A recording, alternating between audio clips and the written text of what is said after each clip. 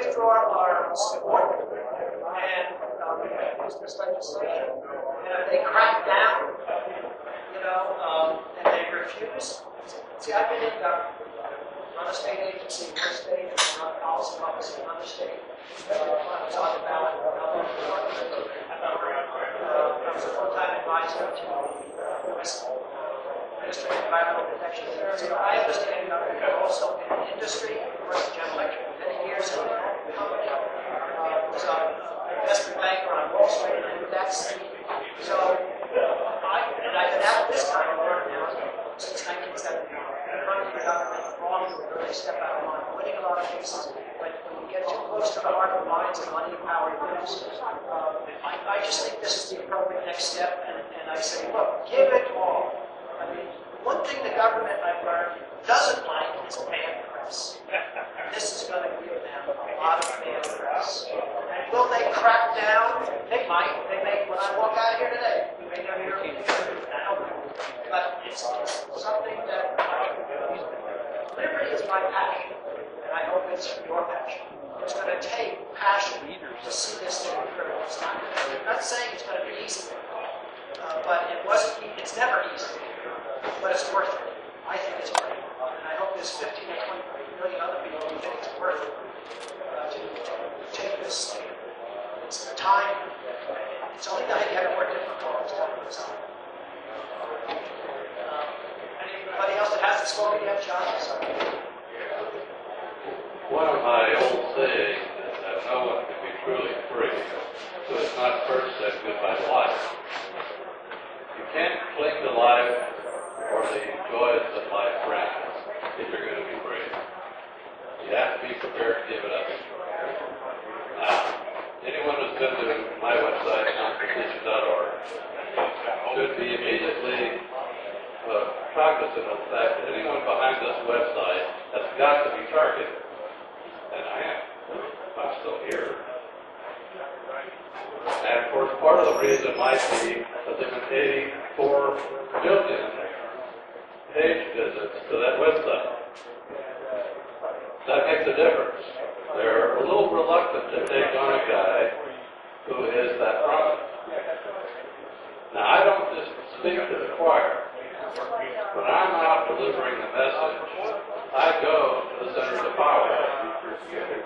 If you were watching C-SPAN coverage of the Federalist Society National Convention, you could have seen me there, asking questions of the panelists.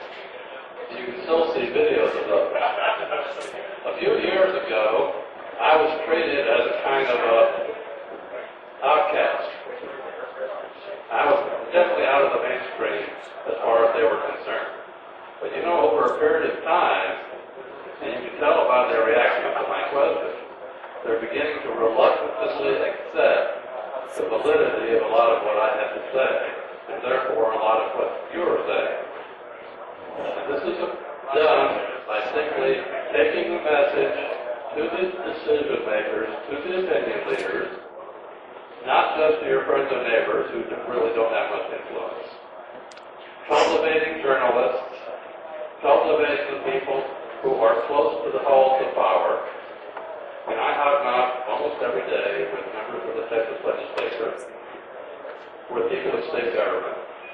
And after a while, even if they just initially agree with you, they begin to become familiar with you. They begin to say, well, his views are a little bit idiosyncratic, but this one makes kind of sense, and that one kind of makes sense. And, well, maybe I can go along with that. And little by little, thread by thread, we move them along. And that's what it takes. You can never be afraid. If you show any fear, it's like confronting a wild animal in the jungle. You show any fear, they're going to pounce on you. Your job is not to be afraid. Your job is to make them afraid. And you need to cultivate the art of intimidating others by sheer force of personality. Now, on more nitty-gritty stuff, one of the more useful tools for the Ron Paul campaign were meetup groups. There are still a lot of meetup groups out there that you can join, and you can organize others. I am one of them also. I have also organized what's called a meetup alliance, called the Constitutional Compliance Meetup Alliance, that unites meetup groups all across the country and indeed beyond. And to join that, it serves as a convenient way for everybody to communicate with everybody else and to begin to develop common strategies. Also, next weekend, we're holding the third of several recent militia hires. We've had two already here in Texas, near the town of Key, in November and December. We're holding the next one we're going to hold in Oklahoma. A little further to go, but we wanted to make a big showing up there, so we decided to take the Texas boys up to Oklahoma.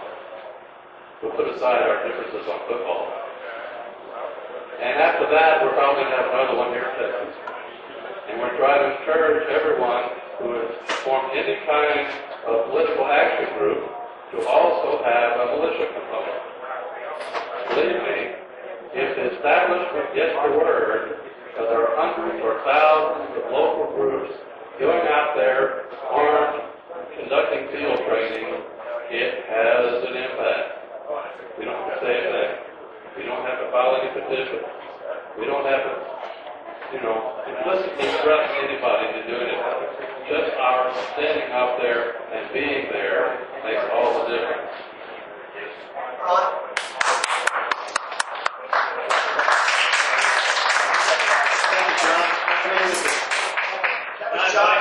That was John Rowan, by the way. Yeah, I invite you also to, you're a member of our meetup group. Put the militia stuff on there as well on our little message board. The problem is that I can only send 3 messages, today. Really? And I'm a member of hundreds of meetup groups. So I need to be able to send a message through the Constitutional Compliance Alliance to the organizers to have them move forward with us to their groups. So I got to join your group. Now I would like to invite everyone to hang around. We'd like to hear from each group. I do believe there are numerous groups that are here today.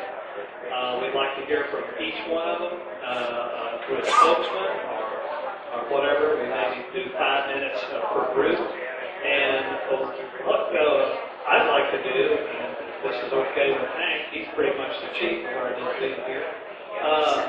He's saying he isn't. So anyway, I would like to suggest that we actually pick the 3 delegates to the convention today, because we do have over 50 people here today. We'd have to go through something similar to this before it's going to be in a couple months, right? So we actually need to do this pretty soon. And I believe there's plenty of competent people in here that can do that. And I think everybody will feel good today if they leave here today. But how many times have we driven out here and driven many miles and we leave with the cheerleader, it's good to have the cheerleader squad, that's good. But there's more to this than the cheerleader squad. We actually got to have something. At the end of the day, we know we're going to. I think it's great just to have a big, large meeting somewhere, and having it in D.C. is a good place to have them. So let's hang around today afterwards, and let's hear from each group, and let's get 3 volunteers. Let's literally get some people that will want to volunteer to go as our delegates, and we'll select from the volunteers. I know everybody doesn't want to go. Thank you, Ron. One closing comment. How many of you have not yet obtained or seen a copy of this little pamphlet? It's called Democracy or Republic, which is by Benedict LaRosa. How many of you have not seen one of these yet? Okay, I'm going to pass them out, and we have the author here with us today. I'm going to introduce you by reading from the pamphlet. Benedict D. LaRosa is a historian and author. He earned undergraduate and graduate degrees in history,